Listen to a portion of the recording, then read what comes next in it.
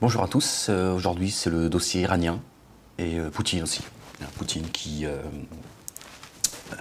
va créer 2 satellites pour les Israéliens. Voilà, Poutine, l'ennemi d'Israël, l'ennemi des grandes puissances, l'ennemi du capitalisme, du mondialisme, et en fait qui au même moment que l'accord historique avec les Iraniens, Poutine nous propose, enfin nous propose, pas à nous, hein, propose de créer 2 satellites pour les Israéliens. Voilà, donc dossier iranien. Voilà, les Iraniens, hein, le grand ennemi de toujours, le grand ennemi depuis 3 décennies, depuis 30 ans. Hein. On nous expliquait hier, lundi, que on était proche de la Troisième Guerre mondiale, et mardi on nous dit que tout va bien. Voilà, tout est réglé. Il y a un accord qui a été trouvé entre les Iraniens, les grandes puissances et les Israéliens. Bon, les Israéliens qui sont pas contents, sont pas contents. Ils sont expliqués qu'ils n'étaient pas contents de l'accord. Eux qui en général sont complètement hystériques dès que ça touche leurs intérêts sur le plan économique, sécuritaire, etc. Là, ils ont dit non, mais c'est pas bien, on n'est pas d'accord. Voilà. Donc, les Iraniens, les grandes puissances et les Israéliens ont trouvé un accord commun. Voilà. On a Égalité et Réconciliation, Alain Soral, qui nous explique que tout cela est une bonne chose, autant sur le plan mondial, sur le plan économique, hein, donc sur le plan mondial, et aussi sur le plan national. C'est-à-dire que les Français, hein, nous autres, allons profiter de cet accord avec les Iraniens. Voilà la dissidence qui passe son temps à saboter en réalité la vraie révolte, hein, à ce qui sabote la vraie résistance. Nous avons là encore une fois la preuve de ce que j'avance.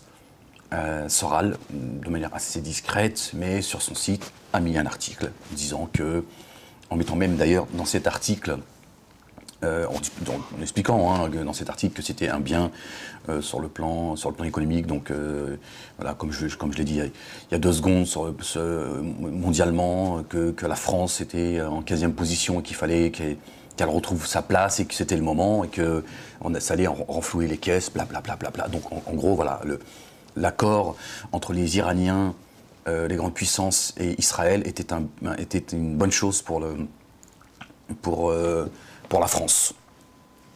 Voilà, et donc ils y ont mis une vidéo d'ITélé où un économiste nous explique que Peugeot allait être retrouvé un peu de souffle, voilà, ça allait être relancé grâce à cet accord, Areva aussi, le lobby pharmaceutique, le pétrole, voilà, donc voilà. Donc tout ça, effectivement, était une très bonne chose. Donc voilà, égalité et réconciliation, quand ça les arrange, les journalistes deviennent des gens qu'il faut écouter et des gens qu'il faut suivre. Voilà. Et nous avons aussi Poutine qui, voilà, de manière miraculeuse, a décidé soudainement de travailler avec les Israéliens et de leur créer 2 satellites. Voilà. Ouais, certainement, certains vont nous expliquer encore cette fameuse dissidence, que Poutine, il sait ce qu'il fait, il va leur envoyer des petits satellites en plastoc. Une fois là-haut, il va s'arranger à brouiller les pistes, il va tout contrôler à partir de chez lui. Voilà. Bon, tout cela pour vous dire que voilà, toute cette mascarade, encore une fois, hein, les masques tombent parce qu'il y a une réalité aussi qu'il faut faire avec. La réalité, c'est qu'aujourd'hui, l'ennemi d'hier serait devenu l'ennemi d'aujourd'hui et de demain. Les chiites, hein, bien évidemment, ceux qui sont près de Bachar el-Assad. Je vous rappellerai que les Russes, donc Poutine et les Chinois, parce que les Chinois sont aussi contents de cet accord. Ils ont dit que c'était une très bonne chose. Donc vous voyez, ils sont tous ils mangent tous ensemble. C'est comme dans le monde politique en France, la dissidence et tout. Là, tout le monde se connaît, tout le monde se... Voilà, chacun sa petite part de gâteau, chacun son rôle, le méchant, le gentil, le réconciliateur, les bisous, et voilà. Et donc où en étais-je? Donc oui, Poutine et les Chinois avaient posé leur veto concernant la Syrie en disant qu'ils n'allaient pas se faire leurrer 2 fois, qu'ils s'étaient fait avoir concernant la Libye, et que là, il était hors de question qu'il y ait encore des centaines de milliers de Syriens qui tombent sous les bombes de l'ingérence étrangère. Donc là, ils mettaient leur veto. En fait, c'était juste pour protéger Bachar al-Assad, tout simplement. Ils sont dans leur rôle. Les grandes puissances et les Israéliens ne veulent pas faire tomber Bachar al-Assad. Mais pour ça, il faut bien trouver un prétexte qui tient la route. Le prétexte, c'était quoi? C'était les Russes et les Chinois qui ont posé leur veto. Ils ont fait non, nous on n'est pas d'accord. Ah non, non, non, hors de question. Non, nous on veut protéger la population civile syrienne. On est contre l'ingérence étrangère. On voit ce que ça a donné avec les Libyens. Foutage de gueule. En fait, c'est pour protéger Bachar al-Assad. Et aujourd'hui, regardez, qui est aux côtés de Bachar al-Assad? Les Iraniens, le Hezbollah, les chiites, qui donnent un coup de main aux alaouites, qui est sur le terrain à se battre avec leur foi et avec ce qu'ils peuvent. On les fait passer pour des islamistes, wahhabites, pardon, salafistes, même si, salafiste pour moi, c'est pas une insulte, mais bon, on a donné une connotation. Il y a re-salafisé aussi.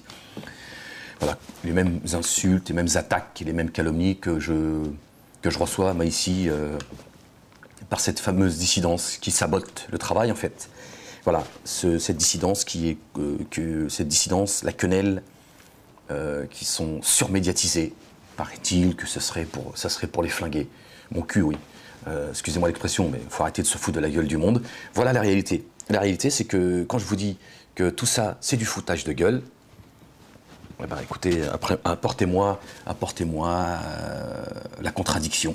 Moi, je vois les faits.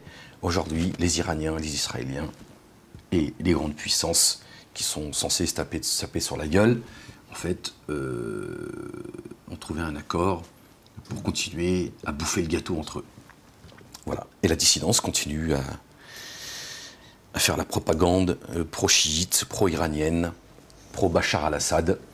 Et ce sont les mêmes que l'on pille. Hein. Y a d'autres endroits au Moyen-Orient, en Afrique noire, pas de négociation. Un coup de bombe, le pétrole, tout ça. Voilà. Les Iraniens, on négocie. Pourtant, ils seraient apparemment l'ennemi numéro 1. Après Soral, parce qu'il ne faut pas, quand même, il faut relativiser. Hein. L'ennemi numéro 1, voilà, 3e guerre mondiale. Aujourd'hui, regardez ce que ça donne. Voilà. Allez. Ciao.